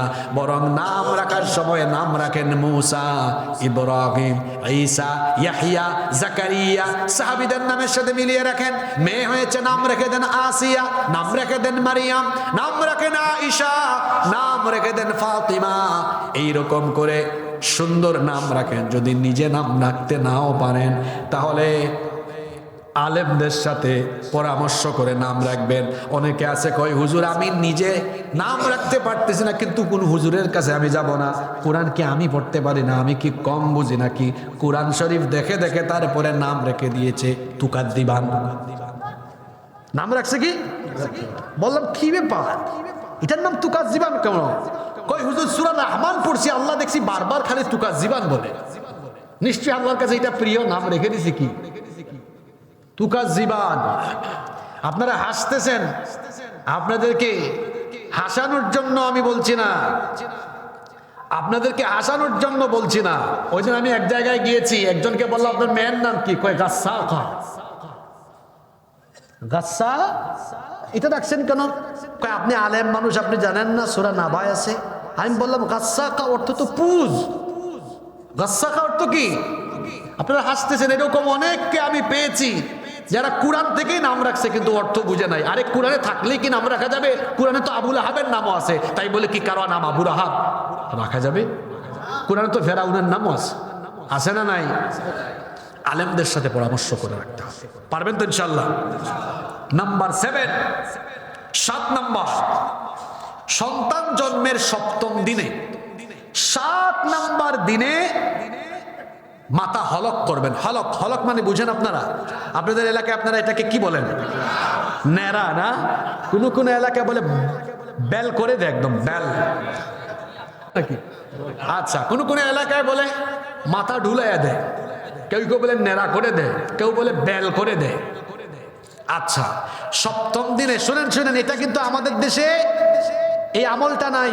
চুল ফেলে চুল পরিমাণ রৌপ্য, চুল পরিমাণ রূপা অথবা সমমূল্যের টাকা আল্লাহর রাস্তায় সদকা করে দিতে হবে। এই আমলটা আমাদের সমাজে আছে না উঠে গেছে? অনেক জায়গায় নাই। এটা ছিল রসুলের আমল। শোনেন, আল্লাহর নবীর কলিজার টুকরা নাতি হাসান রাদিয়াল্লাহু আনহু, তার জন্মের 7ম দিনে নবীজি ফাতেমার বাড়িতে গেলেন। ফাতেমা রাদিয়াল্লাহু আনহার বাড়িতে গিয়ে বললেন, ইয়া ফাতেমা, হে আমার মেয়ে ফাতেমা, ইহলিকি রাসাহু ওয়া তাসাদ্দাকি বিজিনাতা শা'রিহি ফিদ্দাহ, আমার নাতির মাথাটা হলক করো আর মাথার চুল পরিমাণ রৌপ্য আল্লাহর রাস্তায় সাদাকা করো। সুবহানাল্লাহ। এটা 7 নাম্বার। এবার 8 থেকে বাকি সবগুলা পয়েন্ট বহু জরুরি। এই জরুরি পয়েন্টগুলো শোনার জন্য কি 15-16 মিনিট আমরা কষ্ট করে মনোযোগী হয়ে বসে থাকতে পারবো? বেশি জরুরি এগুলো। 8 জন্মের 7ম দিনে আকিকা দিবেন। কি দিবেন? মেয়ে হলে 2টা ছাগল, ছেলে হলে সরি ছেলে হলে আর মেয়ে হলে 1টা। কি দিতে হবে? ছাগল। আল্লাহর রাস্তায় আকিকা করে দিবেন। এটা হলো 8 নাম্বার দায়িত্ব। 9 নাম্বার, ছেলে যখন উপযুক্ত বয়সে পৌঁছে যাবে খিতাব, খতনা করতে হবে। কোনো কোনো এলাকায় এটাকে মুসলমানি বলে। আপনাদের এলাকায় কি বলে? এটা হলো আমাদের জাতির পিতা ইব্রাহিম আলাইহিস সালামের আরেকটা সুন্নাহ যেটা আমরা অনুসরণ করি। ইব্রাহিম আলাইহিস সালামের বয়স যখন 80 বছর, বুখারীতে এসেছে ইখতাতানা ইব্রাহিম আলাইহিস সালাম ওয়া হুয়া ইবনু 80 সানা। তার বয়স যখন 80 বছর ছিল, আল্লাহ আরেকটা পরীক্ষা নিয়েছেন। আল্লাহ বলেছেন তুমি খাতনা করো। সেই সময় তিনি কোনো ডাক্তারের কাছেও যান নাই, একটা কুটার হাতে নিয়ে লজ্জাস্থানের সামনের অংশ নিজেই কর্তন করে নিজের খতনা নিজে করেছে। আল্লাহু আকবার। এজন্য আল্লাহর নবী বলেছেন আল ফিতরাতু খামসুন আও খামসুম মিনাল ফিতরা। এই পাঁচটা জিনিস সব নবীদের ফিতরত। এক নাম্বার হচ্ছে আল খিতান, খতনা করা। দুই নাম্বার হচ্ছে ওয়াল ইস্তেহদাদ, নাভির নিচের লোম কাটা, মোচ ছোট করা। এরপরে হলো নখ খাটো করা, এগুলো হচ্ছে। এরপরে দাড়ি লম্বা করা, গোঁফ ছোট করা, এগুলো হচ্ছে সব নবীদের সুন্নাহ। নাভির নিচে এবং বগলের লোম কর্তন করা, এগুলো নবীদের সুন্নাহ। যেই সকল ফিতরতগুলো সব নবীদের ছিল, তার মধ্যে একটা হলো খিতান বা খতনা করা। এজন্য আপনার ছেলে যদি হয় উপযুক্ত বয়সে গেলে খতনা দিতে হবে। এটা আমাদেরকে শিখিয়েছেন মুহাম্মদ সাল্লাল্লাহু আলাইহি ওয়াসাল্লাম। নাম্বার 10 এবার শুরু হয়ে গেছে জরুরি জরুরি দায়িত্ব, যেটা আপনারা অনেকেই পালন করেন। বাকি 10টা পয়েন্ট বড় জরুরি। 10, সন্তানের এবার শিক্ষা জীবন শুরু হবে। সেটা কিভাবে? সর্বপ্রথম তার শিক্ষাটা শুরু হবে কোরআন দিয়ে, হাদিস দিয়ে, ইসলাম দিয়ে। আপনার সন্তানকে সুশিক্ষা দিবেন, সেটা শুরু করবেন কি দিয়ে? আল্লাহর কিতাব দিয়ে। ওয়া কখ এবিসিডি শিখবে পরে, আলিফ বা তা থা শিখবে সবার। আমরা কি করছি? আমাদের সন্তানদেরকে অনেক শিক্ষা দীক্ষা দিয়ে আমরা অনেক বড় শিক্ষিত বানাচ্ছি। পরে দেখা যায় এর মধ্যে আদব নাই, আখলাক নাই, তার মধ্যে চরিত্র নাই। কেন এই অবস্থা কেন হলো? আমার দেশে কলেজ বিশ্ববিদ্যালয়ে পড়ে এমন বহু ছেলেরা টিচারদের সাথে বেয়াদবি করে, এমন কি শিক্ষকদের কলার ধরে বেয়াদবি করে। বলেন আমার দেশে আছে না? আমার দেশের মাদ্রাসায় কি এটা আছে? বলেন আছে? কেন নাই? মাদ্রাসায় আদব শেখানো হয়। জোরে বলেন কি শেখানো হয়? আদব শেখানো হয়। আর দ্বীনি শিক্ষা ছাড়া কখনোই কোনো সন্তান আদবওয়ালা চরিত্রবান হতে পারে না, পারে না, পারে না। এই জন্য আপনার সন্তানকে সবার আগে আল্লাহর কোরআন শিখাবেন, এরপরে ইংরেজি ভাষা শিখাবেন, আধুনিক শিক্ষা প্রযুক্তি সবকিছুই শেখাবেন। আমি নিষেধ করছি না, কিন্তু শিক্ষা জীবন শুরু হবে সবার আগে আল্লাহর কোরআন দিয়ে। আমাদের সন্তানদের শিক্ষা জীবন শুরু হবে, জুড়ে বলেন কি দিয়ে? আমি নিজেও ছোটবেলায় মক্তবে যেতাম, সাবাহি মক্তব। এটা আমাদের ঐতিহ্যের অংশ। গ্রামে গ্রামে এটা ছিল, কিন্তু অনেক এলাকায় এই ঐতিহ্য এখন হারিয়ে যাচ্ছে। জানি না আপনাদের এলাকায় সাবাহি মক্তব, সকালবেলার মক্তব আছে নাকি? এটা অবশ্যই ধরে রাখবেন। এটা যেন আমাদের এলাকা থেকে এই ঐতিহ্য যেন মুছে না যায়, কারণ ইসলাম বিরোধীরা বহু ষড়যন্ত্র চক্রান্ত করছে সকালবেলার মক্তব যেন আমার সমাজ থেকে উঠায় দিতে পারে। কারণ এটা যদি উঠায় দেওয়া যায়, আমাদের সন্তানদেরকে কোরআন শিক্ষা থেকে বিরত রাখা যাবে। ঠিক না বেঠিক? এই জন্য এই সবাহি মক্তবে সন্তানদেরকে পাঠাবেন, সকালবেলা মক্তবে পাঠাবেন। আমার নিজেরও শিক্ষা জীবন শুরু হয়েছে মক্তব দিয়ে। সেখানে গিয়ে আমরা আলিফ বা তা তা শিখেছি, কায়দা পড়েছি। সেখানে আমরা আমপারা পড়েছি, কোরআন তেলাওয়াত করেছি, কোরআন শিখেছি, খতম দিয়েছি, ইলমে কেরাত শিখেছি। মক্তব হলো মুসলমানদের ঐতিহ্যের একটা গুরুত্বপূর্ণ অংশ। এটা যেন আমাদের সমাজ থেকে হারিয়ে না যায়। সন্তানকে এমন ভাবে গড়ে তুলবেন, ছোটকাল থেকেই তাকে কোরআন হাদিস এবং দ্বীনের শিক্ষা দিবেন, যাতে করে আপনার সন্তানটা আপনার জন্য চক্ষু শীতলকারী হয়। ও আমার বাবারা, আমার ভাইয়েরা, আজকে মারা যান, কোনো সম্পদ আপনার সাথে যাবে না, কোনো কিছু আপনার সাথে যাবে না। মানুষ মারা যাওয়ার পরে তার সকল আমলের ধারাগুলো বন্ধ হয়ে যায়। এজন্য নবীজি বলেছেন, ইদা মাতাল ইনসান ইনকাতা আনহু আমালুহু ইল্লা মিন থালাতা। কোন মানুষ যখন মারা যায় তখন তার আমলের ধারাগুলো বন্ধ হয়ে যায়, কিন্তু তিনটা জিনিসের সওয়াব, তিন আমলের সওয়াব সে কবরে গিয়েও পায়। এক নম্বর হলো সাদাকাতুন জারিয়া, সদকায়ে জারিয়া।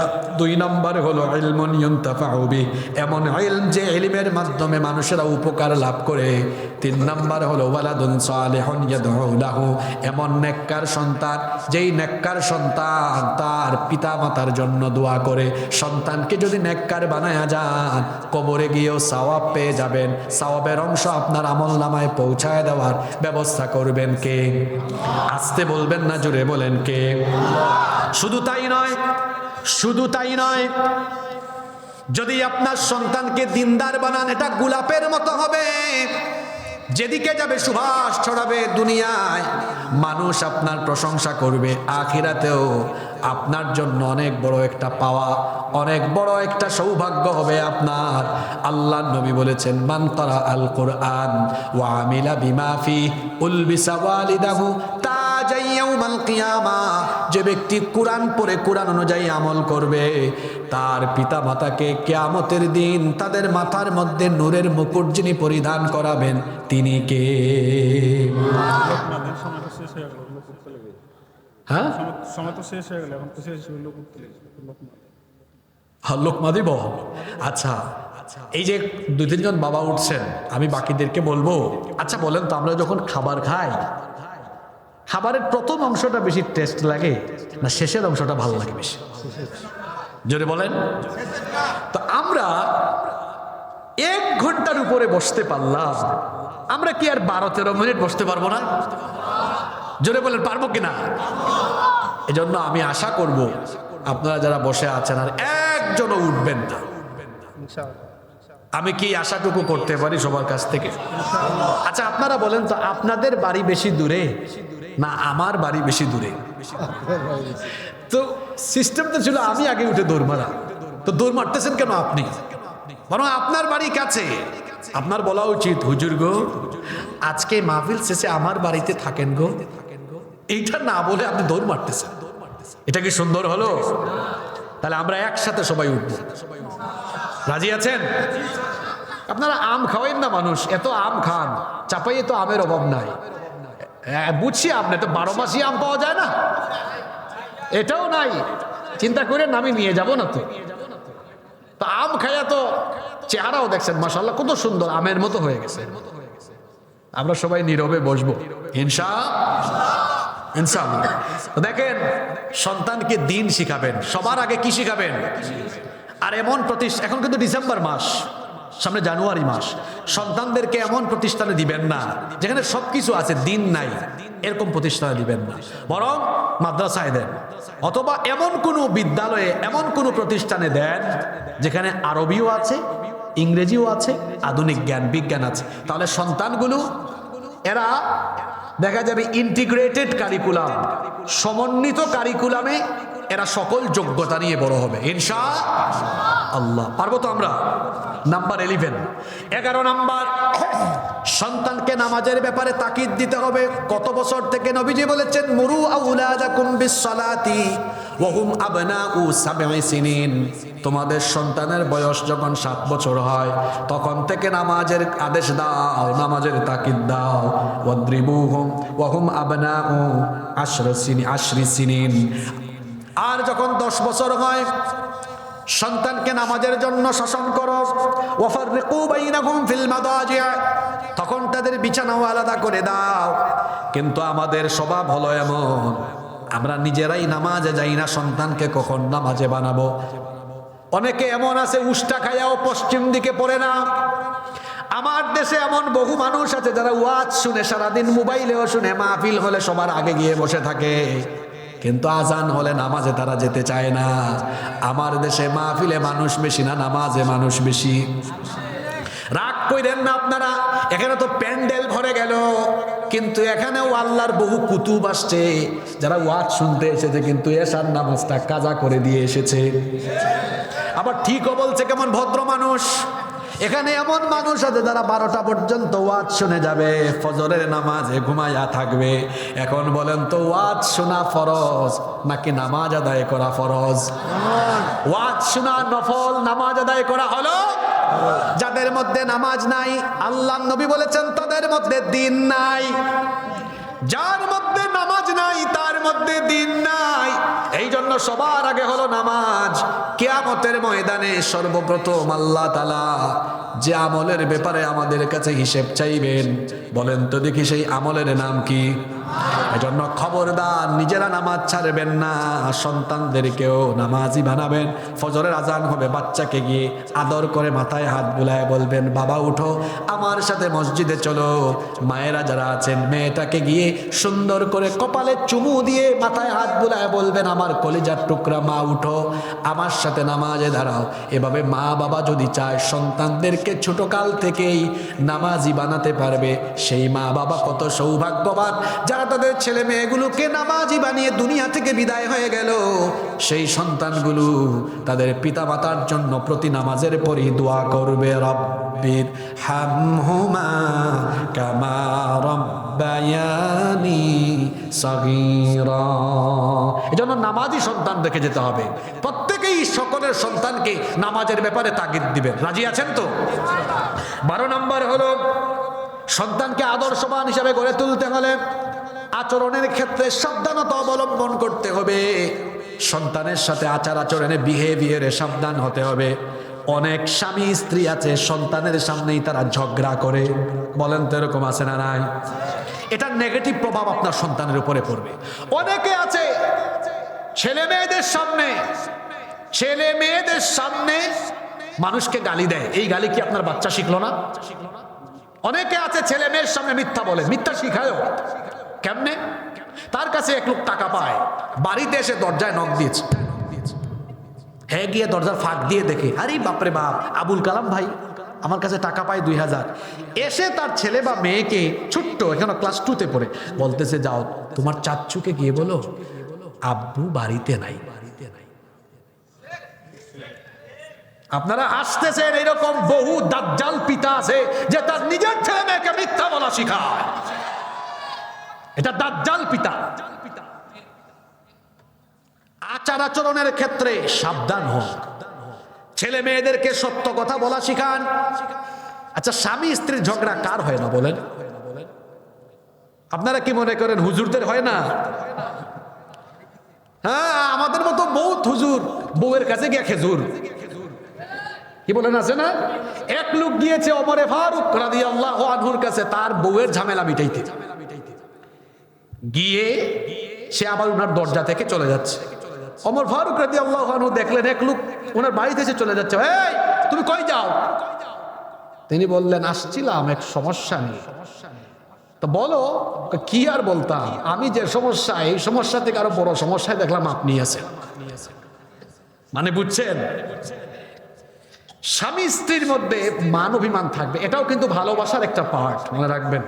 এটাও ভালোবাসার একটা পার্ট। কারণ মান অভিমান ভালোবাসাকে আরো বাড়ায় মাঝে মাঝে। তবে এটা যেন আবার এমন পর্যায়ে না যায় যে ডাকাতের মতো আবার হাত তুলে। কোন নবী রাসূল কি বউ পিটাইছে? জোরে বলেন, বউ পিটিয়েছে? নিজের বউকে নিয়ন্ত্রণ করা শিখেন, এটা একটা কৌশলের ব্যাপার। বগুড়াতে এক ছেলে মাহফিলে আমার কাছে চিরকুট পাঠাইছে, কয় হুজুর বিয়ে করছি 7-8 মাস হয়েছে, আমার বউ খালি রাগ করে, মেজাজ দেখায়, চিন্তা করছি তালাক দিয়ে দিব। এখন আপনি বলেন, কোনো পরামর্শ থাকলে বলেন। আমি বললাম, বউ তোমার, পরামর্শ চাও আমার? তোমারও সাংঘাতিক ব্যাপার। কয় হুজুর কি করব, খালি রাগ করে, মেজাজ দেখায়। আমি বললাম, তালাক দিবেন কেন? একটু গিয়ে আজকেই বাড়িতে বলেন, এমনি তুমি যে সুন্দর, আর যখন রাগ করো তখন লাগে আরো সুন্দর। আর রাগ করবে? বলেন করবে? শোনেন, অনেকে আছে বউয়ের হাতের রান্না মজা হয় নাই। আরে এটা আমরা যারা বাবা আছি তারা জানি, আমাদেরকে আমরা কত মহব্বত করি। মেয়েদেরকে বাপের বাড়িতে কাজ করায় নাই। আপনার ছেলে মেয়ে হলে আপনি বুঝবেন, আমরা বুঝি, আমাদেরও সন্তান আছে, অনেক মহব্বত। মা বাপ 18-20 বছর লালন পালন করে তার কলিজার টুকরা আপনার হাতে দিয়ে দিচ্ছে। প্রথমবারের মতো রান্না বান্না করে মজা হয় না, কি রান্না করছো, তোমার বাপ মা কিচ্ছু শিখায় নাই? আরে ভাই এটা বলেন কেন? আপনি বলেন, আরে বাপরে বাপ, কোনোদিন রান্না না করে আজকে ফার্স্ট টাইম তুমি যে রান্না দিছো, আমার তো একদম আমি অবাক হয়ে গেছি, স্বাদ জিহ্বায় এখনো লেগে আছে, অসাধারণ।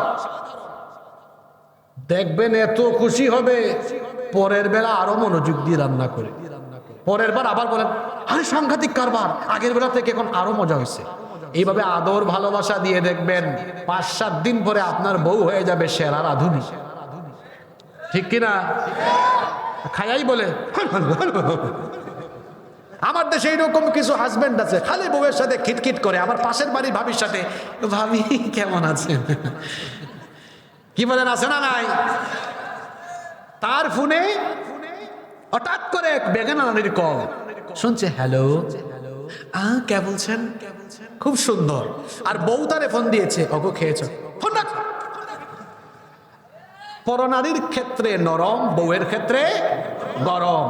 এরা হলো নাম্বার 1 চরিত্রহীন লম্পট। নিজের বিবির সাথে সুন্দর আচরণ করেন, যতবার দেখা হবে বলেন তুমি এত সুন্দর কেন, বলেন এগুলো। আচ্ছা তুমি এত সুন্দর করে কথা বলো কিভাবে, এটা বলেন, প্রশংসা করেন।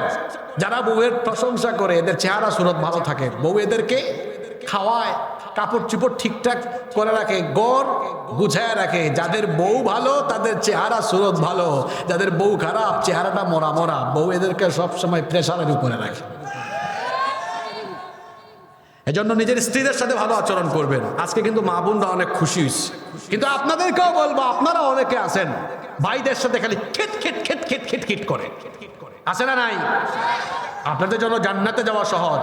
রসুল বলেছেন নারীরা 4টা কাজ করো, স্বামীর খেদমত করো, রমজান মাসে রোজা রাখো, নামাজ আদায় করো 5 ওয়াক্ত, স্বামীর জন্য সতীত্ব হেফাজত করো, আল্লাহ জান্নাতের সব দুয়ার তোমাদের জন্য খুলে দিবেন।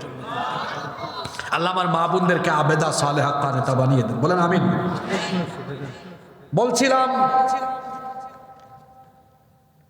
আচ্ছা এগুলো আমরা আলোচনা শেষ করি। বলছিলাম সুন্দর কোমল আচরণ করা, সতর্ক থাকা এ ব্যাপারে 13 নম্বর হলো বাচ্চাদেরকে সময় দেওয়া। এটা নাই এখন।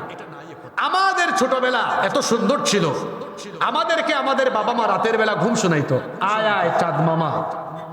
হ্যাঁ, তারপরে আমরা কান্না করলে, আমি জানি না আপনারা কি বলেন, ওই যে জুনজুন জুনজুন বাজে, এটাকে কি বলেন, জুনজুনি, বিভিন্ন খেলনা দিত। আর এখন বাচ্চা কানলেই হাতের মধ্যে একটা যন্ত্র দেয়, এটার নাম কি? 2 বছরের বাচ্চা মোবাইল এমএস কল করে। কেন কেন শুনেন, এটা এত কিছু শিখলো কেমনে? তার মা বাপ দায়ী।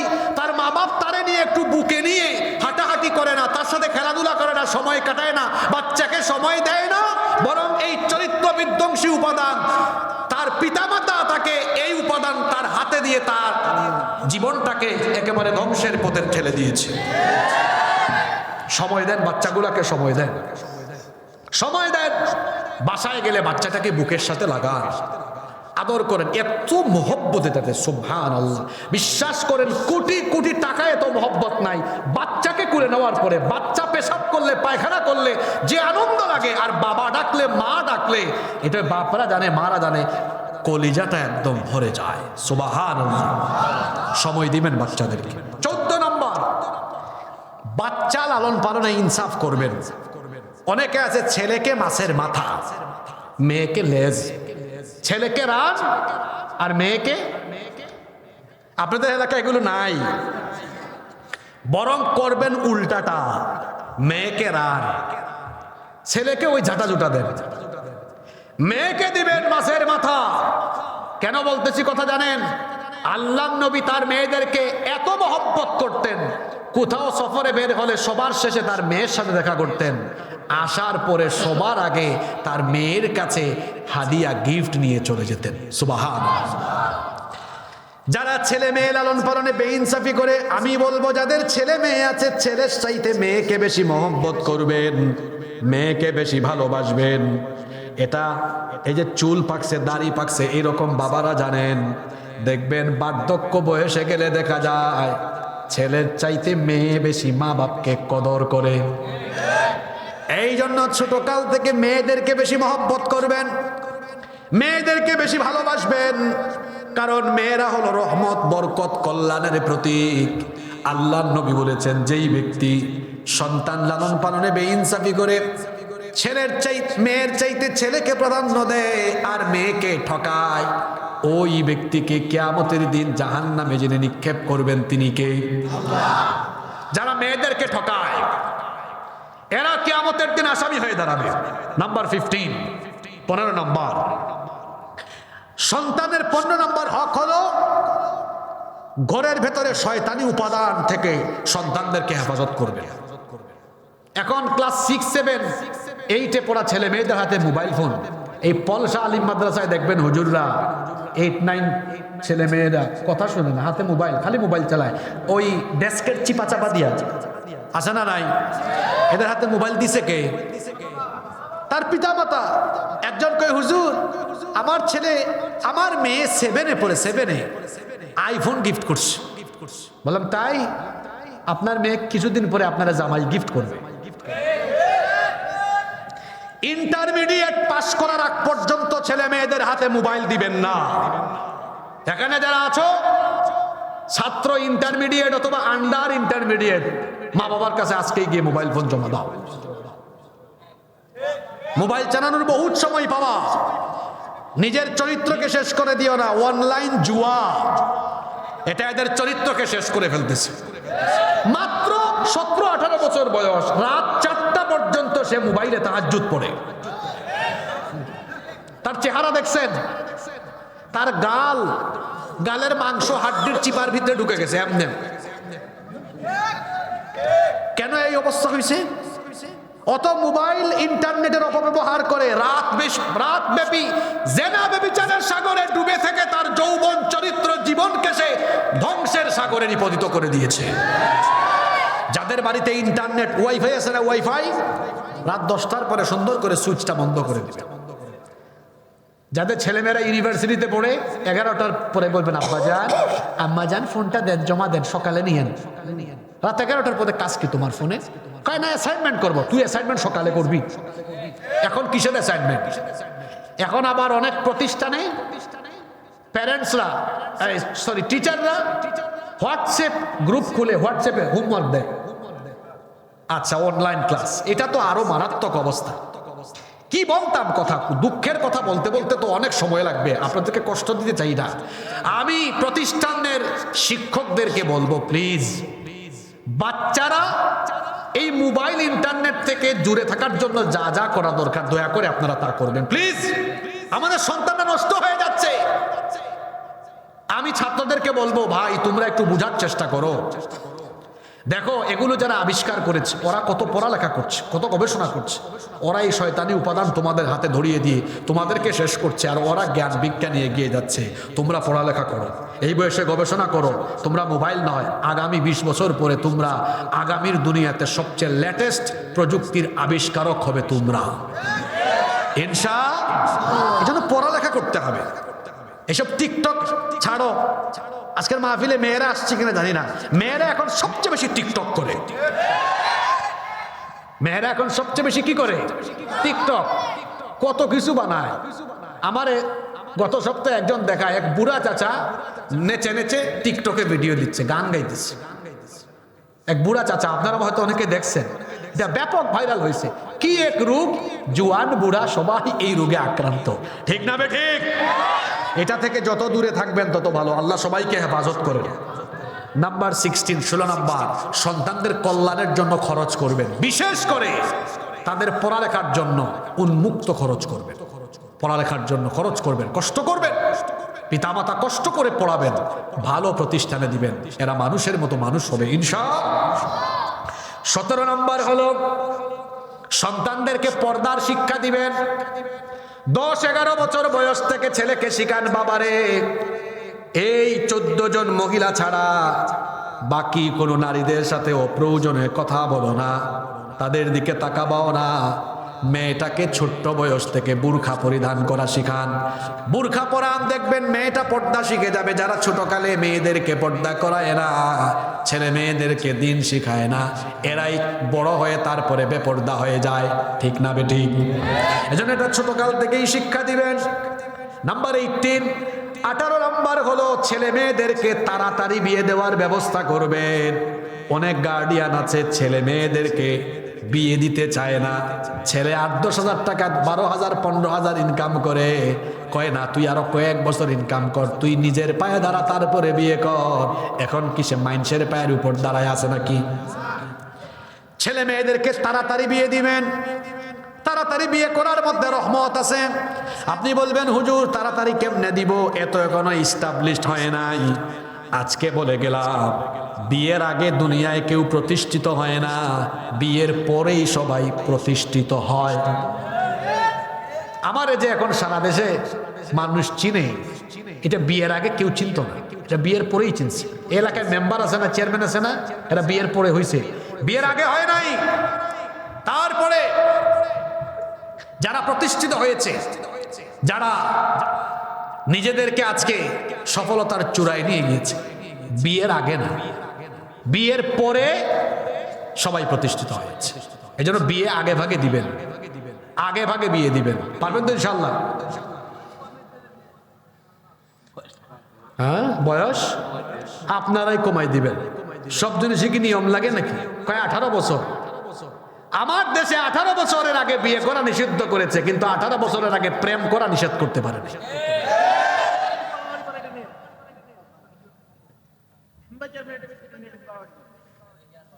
তাদেরকে বলবেন আগে বটতলা, ঝাউতলা, লাউতলার কবুতরের জুড়াগুলারে সাইজ করতে।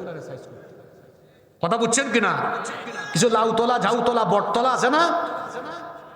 গতকাল রাজশাহীতে মাহফিলের আগে এক সুন্দর রিসোর্টে একজন নিয়ে গেল। বললাম এত সুন্দর, এখানে কিছু গেস্ট রুম করেন। কয় হুজুর করবো কেমনে? যেভাবে কবুতরের জুড়া জুড়া আসে, আমি এই নাপাক কাজের দিকে যাইতে পারবো। বিয়ের আগে স্কুল থেকে কলেজ থেকে কবুতরের জোড়া যায়। প্রশাসক এইটা বন্ধ করতে পারেন না, বরং হালাল বিয়ে এখানে এসে বাধা দেন, পারলে ওই হারাম কাজ বন্ধ করেন। নাম্বার 19, 19 নাম্বার হচ্ছে 19 নাম্বার হচ্ছে সন্তানদের মধ্যে সুন্দর করে সম্পদ বন্টন করবে। এটা তো আমাদের মাদ্রাসায় ফারাইজ পড়ানো হয়, মাওয়ারিস পড়ানো হয়। যারা LLB নিয়ে পড়ে, ল অফ ইনহেরিটেন্স আছে, উত্তরাধিকার আইন। কিভাবে সন্তানদের মধ্যে সম্পদ বন্টন করবেন, এই নীতিমালা কি ইসলামে নাই? 100 জনের মধ্যে 99 জন পিতামাতা এটা পালন করে না। আপনাদের এলাকায় জমির হিসাব আপনারা বিঘা দিয়ে করেন না অন্য কিছু দিয়ে করেন? এক বাপের 4 ছেলে 2 মেয়ে, কই হিসাব করো, 4 5 20, 5 বিঘা করে দিয়ে দাও। আর মেয়েকে বলে মা তোমাকে তো কিছু দিতে পারলাম না, বাবা তোমাকে দোয়া দিলাম। বোনরা যারা শুনতেছেন বলবেন আব্বু দোয়া লাগবে না, জিনিস দেন। আর যে হাজি সাহেব, বহু আলেম পর্যন্ত আছে মেয়ে ঠকায়। যারা মেয়েদেরকে সম্পদ থেকে বঞ্চিত করে, সে যত বড় আলেম হোক, যত বড় হাজি সাহেব হোক, যত বড় নামাজি আর তাহাজ্জুদ গুজারি হোক, কিয়ামতের দিন জালেম হয়ে আল্লাহর সামনে দাঁড়াতে হবে। মেয়েদেরকে সম্পদ থেকে বঞ্চিত করবেন না। 20 নাম্বার, খুব ধৈর্যশীল মানুষ আপনারা, আপনাদের আচার আচরণ বড় সুন্দর, ধৈর্য ধরে শুনেছেন। এবার শেষ পয়েন্টটা শুনেন।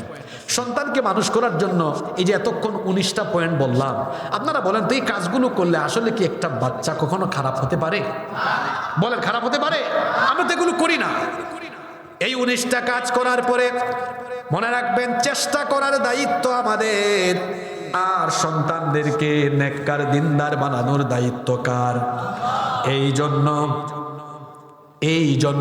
এই 19টা কাজ করার পরে 20 নাম্বার যে কাজটা করবেন, সব সময় আল্লাহর কাছে দোয়া করবেন। এই জন্য আল্লাহর কাছে দোয়া করবেন। দোয়াটাও আল্লাহ শিখায়া দিয়েছেন, এই দোয়াটা মুখস্থ করবেন, সব সময় পড়বেন। আমি নিজেও দোয়াটা পড়ি, আপনারাও করবেন। যারা বিয়ে করো নাই, তোমাদের জন্য এই দোয়া বেশি বেশি করা বেশি জরুরি। কারণ হলো এখনো বিয়ে হয় নাই, বলেন তো জীবনে ভালো একজন স্ত্রীর দরকার আছে না নাই? যারা বিয়ে করেছেন তারাও দোয়াটা পড়বেন, অবিবাহিতরাও এই দোয়াটা পড়বেন। কোরআনুল কারীমের 25 নম্বর সূরা সূরাতুল ফুরকানের 74 নম্বর আয়াতে আল্লাহ দোয়াটা শিখায়া দিলেন, পড়েন আমার সাথে, রব্বানা হাবলানা মিন আজওয়াজিনা ওয়া যুররিয়াতিনা কুররাতা আয়ুনিন ওয়াজআলনা লিল মুত্তাকিনা ইমামা। হে রব, আমাদেরকে চক্ষু শীতলকারী স্ত্রী সন্তান হাবলানা গিফট করো, আর আমাদেরকে মুত্তাকিদের ইমাম বানিয়ে দিন। বলেন আমিন। এই 20টা কাজ যারা করবে তাদের সন্তান পৃথিবীতে গোলাপের মতো হবে, সুবাস ছড়াবে। আসুন আমাদের সন্তানদেরকে কোরআন সুন্নাহর দেওয়া এই ফর্মুলার ভিত্তিতে আমরা গড়ে তুলি। এরা আদবওয়ালা, আখলাকওয়ালা, সুসন্তান, চরিত্রবান হবে। আল্লাহ তুমি আমাদেরকে তৌফিক দিয়ে দাও।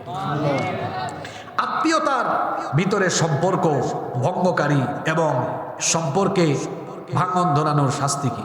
আত্মীয়তার সম্পর্ক যারা ছিন্ন করে, নবীজি বলেছেন এরা কোনোদিনও জান্নাতে ঢুকতে পারবে। আল্লাহর হকের চাইতে বান্দার হক এত গুরুত্বপূর্ণ। আল্লাহর হক চাইলে যে কোনো সময় আল্লাহ মাফ করে দিতে পারেন, কিন্তু বান্দার হক বান্দা মাফ না করলে আল্লাহ মাফ করেন। আত্মীয়দের সাথে ভালো আচরণ করবেন, আত্মীয় স্বজনকে কখনো কষ্ট দিবেন না, প্রতিবেশীকে কষ্ট দিবেন না। সুসম্পর্ক, সুন্দর আচরণ, সুন্দর ভাষা ব্যবহার তাদের সাথে রাখবেন ইনশাআল্লাহ। সম্মানিত ভাইয়েরা, এই মাহফিল আমার যুবক ভাইয়েরা আয়োজন করেছে, বড় কষ্ট করেছে।